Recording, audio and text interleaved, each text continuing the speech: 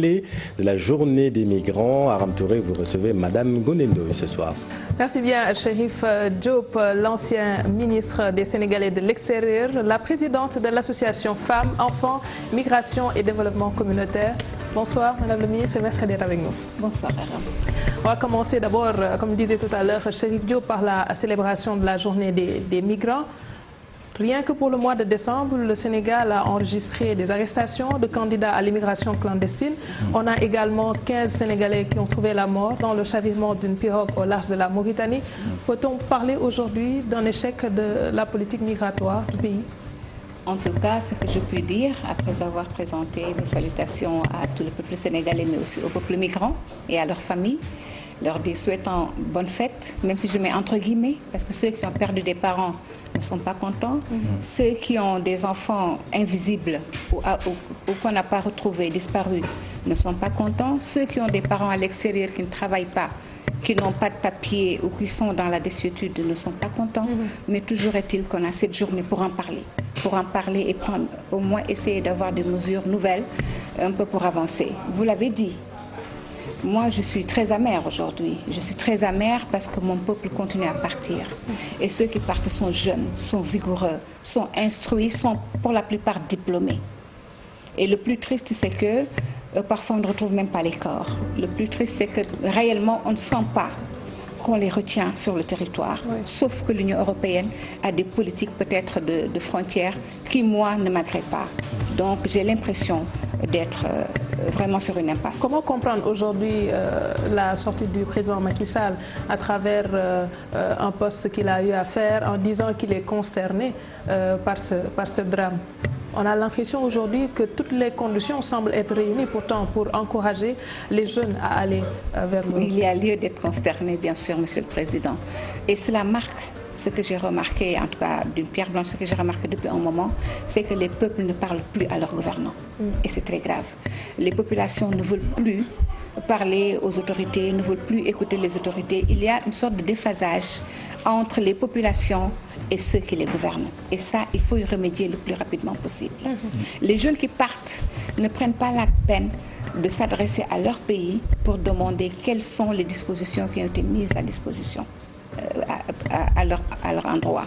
Les jeunes qui partent ne vont pas vers les structures que l'État a mis sur pied. Oui. Et les jeunes qui partent ne s'informent pas des endroits où ils vont, des langues qu'on y parle, des réalités qui existent dans ces lieux-là. Et donc, s'il y a ce problème, c'est parce qu'ils sont découragés complètement de leur pays. Et je pense que le chef de l'État, Monsieur le Président de la République, devrait être plus que consterné. Parce que la perte de vies humaines, c'est extrêmement grave et c'est extrêmement douloureux. Mais surtout lorsqu'il s'agit de l'espoir de son peuple, d'une jeunesse. Et nous n'en sommes pas au premier coup et il faut voir les 15 Sénégalais. Et moi, je mets même toutes les personnes qui sont décédées et des enfants.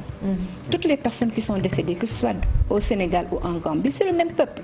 Je pense que les 63 personnes qui sont décédées nous concernent tous. Et aujourd'hui, vous l'avez dit, 48% de la migration est féminine. Quand les femmes émigrent, à 48% de l'effectif, je pense que c'est grave. Je pense qu'il faut quand même que ce dossier-là soit vu avec beaucoup plus de sérieux, d'attention et de rigueur par la gouvernance centrale de ce pays. Vous avez été ministre des Sénégalais de l'extérieur, donc vous avez eu l'occasion quand même de faire quelque chose au moins pour ce qui concerne la migration. Qu'est-ce que vous avez eu à faire et quelles solutions préconisez-vous pour régler tous ces problèmes-là? Encore remercier Maître Abdoulaye Wade, le président de la République du Sénégal, qui a eu la bienheureuse main de signer mon acte de présider ce département ministériel qui est le Sénégal de l'extérieur, qui n'existe plus aujourd'hui, ne serait-ce que cela. Ne serait-ce que doté d'un ministère, d'un département, de souveraineté, d'une question aussi cruciale, est déjà un acte important.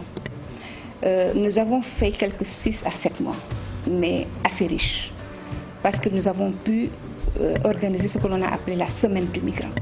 Durant toute une semaine, tous les Sénégalais de l'extérieur, de quelque obédience qu'ils soient, depuis la Gambie jusqu'en Amérique du Sud, jusqu'en Amérique latine, se sont retrouvés au Sénégal pendant 7 jours de brainstorming et d'échange avec toutes les franges des ministères qui les concernent.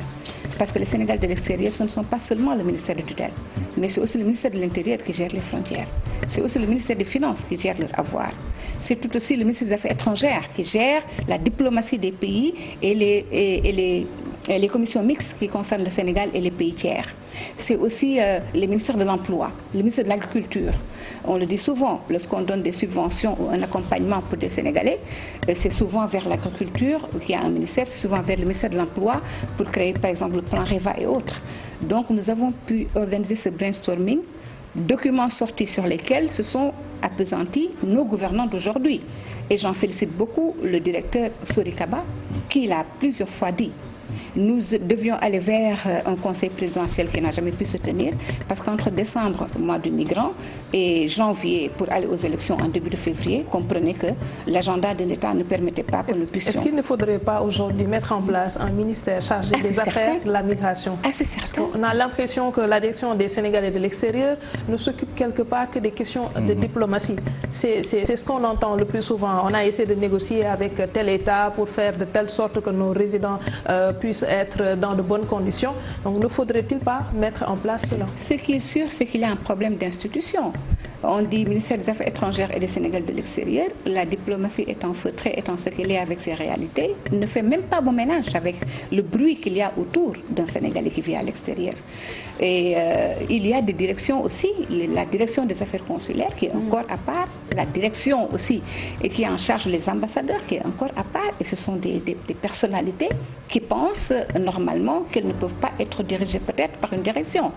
Il est heureux aujourd'hui que nous ayons le secrétariat d'État et je félicite le secrétaire d'État Moïse Sarr qui vient d'être récemment installé. Mais je dis bravo, mais en attendant encore qu'il y ait un ministère vraiment de plein exercice, un ministère qui soit capable de s'occuper des questions majeures de la migration en général. Parce que la migration irrégulière est un pan flagrant, douloureux, très mal vu de la migration, mais la migration en tant que telle, les échanges entre un peuple et des autres peuples sont des échanges toujours fructueux, riches, importants, aussi bien en culture, aussi bien en valeur immatérielle qu'en valeur nominative financière réelle. Donc il faut qu'on puisse avoir un ministère qui est en charge de ces questions-là. Et aujourd'hui, avec la géopolitique internationale que nous vivons, cette histoire de réfugiés qui change d'un pays à l'autre. Aujourd'hui d'ailleurs, l'UNHCR a organisé le premier forum mondial sur les réfugiés. Le Sénégal n'est pas sur cette table parce que peut-être le dossier de la Mauritanie est derrière nous, mais si nous avions un ministre de plein exercice, il serait à la table de ces ministres pairs qui aujourd'hui se réunissent au niveau des Nations Unies pour parler de questions de réfugiés. On a l'impression de connaître les mots de la migration, mais malgré les discours forts, on a des promesses de la part de l'autorité, on continue d'avoir des jeunes qui sont tentés. En tout cas, ce que moi je pense, c'est qu'il y a des solutions simples et des solutions compliquées. La solution simple, c'est que cette migration irrégulière, elle est tout à fait économique et tout simplement économique. Ce sont des personnes qui vont aller chercher du travail. Pas seulement parce qu'ils sont au chômage, mais parce qu'ils sont pauvres. On a entendu tout de suite dans votre journal, lorsque les personnes qui travaillent dans l'arachide ont dit aujourd'hui nous allons connaître une catastrophe, ils ont tout de suite dit que nos enfants iront dans la mer. Parce que c'est la seule issue. On ne peut pas regarder ses parents mourir de faim. On ne peut pas regarder la pauvreté. Aujourd'hui, c'est la réalité. Il n'y a pas d'argent dans ce pays. En tout cas, nous n'en avons pas. Ce qui fait que donc, les jeunes sont tentés de partir parce qu'ils ont la force et la vigueur. Nous n'avons pas négocié ou discuté entre nous, avec les autres pays où nous allons, des questions de visa. Parce que si la possibilité du visa existait, ces jeunes n'auraient pas pris la mer. Parce qu'il faut que les gens, il faut qu'on comprenne que tout le monde a le droit d'aller où il veut. Alors, d'abord, je vais faire une petite digression, parce que pour déposer un visa, moi je pense que quelle que soit l'ambassade, si elle vous interroge et qu'elle ne veut pas vous donner le visa, elle ne doit pas vous demander de payer. Et ça, il faut que notre pays le règle. On ne peut pas demander un visa, donner de l'argent en déposant des documents et recevoir des papiers et avoir aussi un nom vraiment sur le digital et ne pas être candidat dans les autres pays. Et donc revenir sur cette question de solutions. Moi, j'ai toujours eu des solutions simples que je base sur la bourse familiale que notre État offre à des personnes, des ayants droit. Je pense que la population handicapée du Sénégal, qui fait 15% de population, a droit à ces bourses familiales, à ces cartes d'égalité de chance, à des cartes de soutien. même si celle-là, cette population que j'ai rencontrée ce week-end, n'a même pas envie de ça. Elle veut entreprendre, elle veut travailler. Justement. Elle veut travailler. Je les ai rencontrés ce week-end. J'étais avec l'association des personnes handicapées et j'en félicite le président Yatma Fall au passage. Et donc, je pense que tout ce qu'on met sur les bourses familiales, pour offrir, il vaut mieux permettre aux personnes d'entreprendre. Ils sont à presque 30 milliards. Nous sommes 14 régions. Si autour de chaque 3 régions, on mettait 5 milliards, pour investir dans un programme pour les jeunes, un programme qui permettrait d'avoir 1000 jeunes ensemble qui travaillent sur quelque chose. On a l'ADER qui propose des financements qui finance des personnes. personnes. Il faut accepter et reconnaître que nos jeunes ne sont pas encore assez entrepreneurs. C'est partie du contexte que nous avons. Sous la colonisation, les gens ne savent que aller à l'école, avoir un diplôme, être fonctionnaire, être payé. Ce qu'il faut enlever. Donc, pour leur apprendre l'entrepreneuriat, l'État devrait investir, disons, sur les chemises, que ce soit des chemises africaines, le tissu peut être fait aussi au Sénégal, que ce soit des chemises, des pantalons ou des vestes, ce n'est pas forcément un pain tissé. Donc, des habits de tous les jours, que 3000 jeunes avec 5 milliards pourraient recevoir 5 milliards pour mettre cette entreprise et qu'au plus tard, l'État libère sa personnalité pour permettre à ces jeunes-là de prendre cette entreprise et de la conduire. Mais madame, ce que vous dites m'amène à poser une question. Oui. Est-ce que nous avons une stratégie nationale pour prendre en charge ces questions migratoires? Parce que je me rappelle quand même, lorsque vous étiez ministre des Sénégal de l'extérieur, vous avez eu une rencontre avec la représentante de l'UE et il y a un financement qui devait être dégagé, mais sous condition. Il fallait au moins qu'il y ait une stratégie nationale pour gérer ces questions migratoires. Est-ce qu'aujourd'hui, nous pouvons dire qu'au Sénégal, nous avons...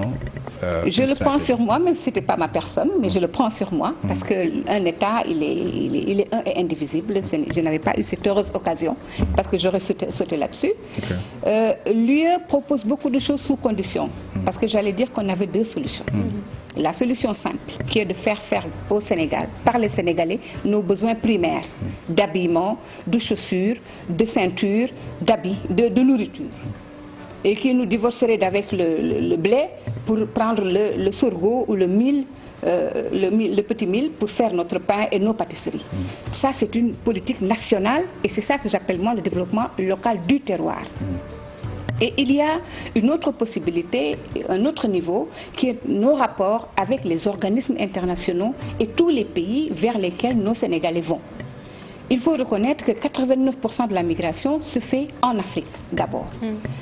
Vers les pays européens, c'est une faible partie. Mais ce que je condamne ou pas, mais en tout cas ce que je remarque, c'est que l'Union européenne a mis presque 117 milliards dit l'Union européenne d'exit dans le pays, au Sénégal. À qui l'Union européenne a remis, je ne sais pas. De quelle manière, je ne sais pas. Mais ce que je puis dire, c'est que l'Union européenne a intérêt à faire travailler aussi les associations et les organisations, parce que la première relation qu'on peut avoir pour porter une bonne communication de la migration, c'est de le faire avec les migrants eux-mêmes. Donc, de ce point de vue, je ne peux pas attester que l'Union européenne a amené et à qui elle a donné, mais elle déclare l'avoir fait. Il y a aussi un autre rapport qui s'agit de trafic d'êtres humains et de trafic d'organes jusqu'en Libye. Et à ce niveau-là, l'Union européenne aussi a signé des accords, et avec la Libye et avec l'Italie. Des rapports qui font que tout bateau qui ramasse des personnes dans les eaux méditerranéennes doit les ramener en Libye. Pour moi, ça, c'est encourager la traite des personnes. Parce que tout le monde sait ce qui se passe en Libye. Et les populations pleurent, elles ne veulent pas revenir dans leur zone. Donc, il faut que les États revisitent tout ce que nos partenaires font sur le terrain et en co-signant des documents. Oui, parce que nous avons remarqué quand même l'aspect répression est mis en avant. Parce qu'avec le Frontex, quand même, il y a de l'argent qui a été remis à l'État du Sénégal, mais tout simplement pour dissuader les immigrants clandestins. Est-ce qu'il ne faudrait pas un tout petit peu repenser la chose en mettant en avant comme un certain nombre de projets pour retenir les populations au Sénégal plutôt que de mettre de l'argent pour les dissuader à partir? Parce que malgré tout, quand même, les gens prennent des pirogues. Ils partiront demain. Moi, même si je pouvais partir, je serais partie. Ne vous inquiétez pas. Si je pouvais partir, je serais partie parce que quand on n'a pas de travail chez soi, quand on ne mange pas quelque part, on va aller manger ailleurs. C'est ça la règle de la vie. Je ne le dis pas pour encourager, je le dis pour éveiller les consciences de nos gouvernants, pour leur dire que l'heure est grave. Alors, je parle de deux choses différentes. La première chose dont j'ai parlé, qui est le développement local de nos terroirs, est la seule voie de salut pour nos peuples et nos pays. Et ça, nos États doivent être rigoureux là-dessus. Il faut que au niveau des frontières, on empêche tout ce qui est menuiserie bois d'arriver au Sénégal. Sinon, nos menuisiers ne vont pas travailler. Il faut qu'au niveau des fripes, on empêche tout ce qui est habillement d'entrer au Sénégal, en tout cas en mettant des impôts assez forts pour dissuader ceux-là qui nous imposent leurs produits. Parce qu'au Sénégal, malheureusement, on ne produit pas ce qui est essentiel à la vie des gens. Et c'est ça qui va permettre aux jeunes de travailler. Mais parallèlement à ces décisions qui nous sont internes, aussi à ces initiatives hardies que les États doivent avoir, il y a ce qu'on appelle le niveau diplomatique. Et c'est de ça que je parle maintenant. Au niveau diplomatique, il faut revisiter nos rapports avec l'Union européenne. Est-ce qu'on a une diplomatie qui puisse aujourd'hui mettre suffisamment de pression pour pouvoir au moins permettre à ses fils de... Ah, mais on se pose des questions. Je n'ose pas le dire comme vous le dites. Je ne peux pas dire que nous n'avons pas une diplomatie, mais en tout cas, moi, je pense qu'il nous faut des politiques hardies et des rapports sérieux entre nous et les autres. Vous savez, Aram, l'Afrique aujourd'hui doit harmoniser ses politiques. Toute l'Afrique de l'Ouest ne doit parler que d'une seule voix, parce que toute l'Europe ne parle que d'une seule voix vis-à-vis de nous, Africains. Et aucun pays ne doit se lever et aller discuter avec un quelconque pays sans appeler ses pairs ou alors sans leur demander à eux d'appeler leurs pairs. C'est pourquoi le président Macron a osé appeler le Tchad, la Libye et le Niger pour parler de hotspot.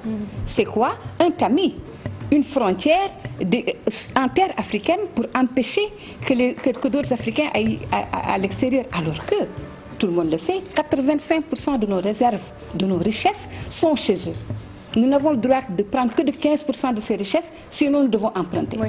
Mais il faut savoir répondre. Quand moi, vous me dites, vous ne venez pas chez moi sans visa, je vous dis, vous ne venez pas chez moi non plus chercher des richesses. Il faut avoir la réponse et oser son pays, il faut oser l'Afrique. Parce qu'il faut rêver l'Afrique. Nous sommes dans un tournant extrêmement important, décisif, mais un tournant que moi je trouve fabuleux. Parce que l'Afrique ne s'est jamais portée aussi bien.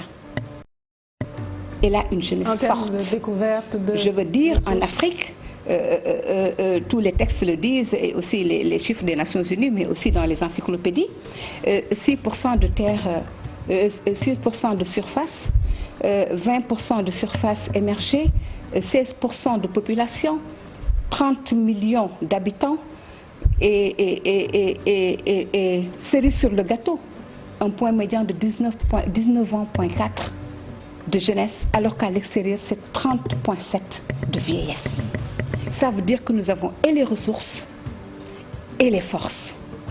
Qu'est-ce qu'il nous manque? La détermination politique, l'engagement et enlever le complexe. On ne peut pas être esclave, colonisé et aujourd'hui être colonisé, esclave chez nous. Alors, vous disiez quelque chose tout à l'heure qui m'interpelle. C'est vrai qu'on parle des migrants, ceux qui y vont, mais il y en a qui y restent. On a aujourd'hui un lot de Sénégalais tués à l'étranger. Le plus souvent, on n'a pas d'enquête sérieuse, si je peux le dire ainsi, pour élucider ces crimes. Je n'en ai jamais entendu d'ailleurs. Donc, comment faut-il faire aujourd'hui pour même ceux qui sont dans ces pays, qu'ils puissent être dans des conditions qui respectent leurs droits et qui leur permettent de pouvoir travailler dignement sans pour autant être primés? Ce serait bien que donc, nous ayons ce ministère de plein exercice de la migration qui puisse avoir une bonne administration, permettre à chaque consulat d'avoir au moins une équipe judiciaire forte et bonne, des avocats, des juristes formés pour aider les Sénégalais et les accompagner dans leur vécu quotidien. Parce qu'on ne peut pas laisser comme ça nos fils se tuer n'importe comment et n'importe quand. On ne peut pas non plus, alors que personne n'a le droit de rapatrier, de faire un rapatriement de force, laisser nos fils être rapatriés tous les jours. On les ramène au Sénégal. Et vous ne pouvez absolument rien dire parce qu'on a vu que sur leur passeport, ils venaient du Sénégal. Oui. Il faut que le Sénégal lui-même revisite les accords qu'il signe. Il ne sert à rien de dire que oui, je suis top, je suis bien, alors qu'en réalité, votre peuple souffre. et le peuple sénégalais souffre. Il n'est pas libre de vivre chez lui et il n'a pas la possibilité de vivre à l'extérieur. Ce n'est pas possible. Il faut que les gens partent. Et donc, je n'encourage pas ceux qui partent. Mais je situe on risque d'avoir encore d'autres personnes. Non, je situe les responsabilités. Autant j'ai dit qu'il nous fallait une politique forte interne pour retenir les jeunes, il faut m'écouter. Et j'ai donné beaucoup de pistes où on pourrait avoir des milliers d'emplois ici. Je ne dis pas d'ouvrir Diamniadio pour le donner aux Chinois qui vont prendre nos jeunes filles et jeunes gens et leur payer 50 000 ou 60 000 francs. Non. Parce que là, ils vont faire des produits qu'ils iront vendre à l'extérieur avec moins de coûts. Mais je souhaite qu'à Diamniadio, ce soit de jeunes Sénégalais à 3 000, 4 000 sur leurs machines et qui vont produire ce que nous allons porter ici en Afrique, au Sénégal et dans la sous-région. C'est un marché qui existe. Vous avez eu à lancer des projets ou programmes durant votre magistère au niveau de votre département, les Sénégalais de l'extérieur. Vous disiez que le chef de l'État a appelé les Sénégalais à revenir au pays. Et je pense avoir entendu le MIDA, le PASD et tout cela, tous ces projets, qu'est-ce qu'ils sont devenus? Est-ce que moi je peux le savoir? Je suis comme vous, parce qu'ils continuent. Le MIDA existe toujours, le PASD existe toujours avec Pape Birame Thiam, la place est prise encore là. J'ai vu ma soeur Zahra Iyane Thiam parler de place et prix à la base. Donc ce sont des programmes qui existent toujours. Mais j'ai dit quelque chose qui est très petit mais qui sonne fort. C'est que le Sénégal n'a pas encore l'habitude de l'entrepreneuriat. Il faut l'accompagner d'abord. C'est-à-dire qu'il faut ouvrir des structures qui leur sont dédiées, leur demander de travailler là-dessus pour petit à petit se retirer et leur laisser conduire les programmes. Parce que dans l'Afrique où nous allons, je ne sais pas si vous le savez, mais on me l'a appris à Ifran, qu'un tiers de l'argent qu'on doit investir dans le monde est aux portes de l'Afrique et qui attend, qui doit donc être investi en Afrique, mais qui attend des entrepreneurs.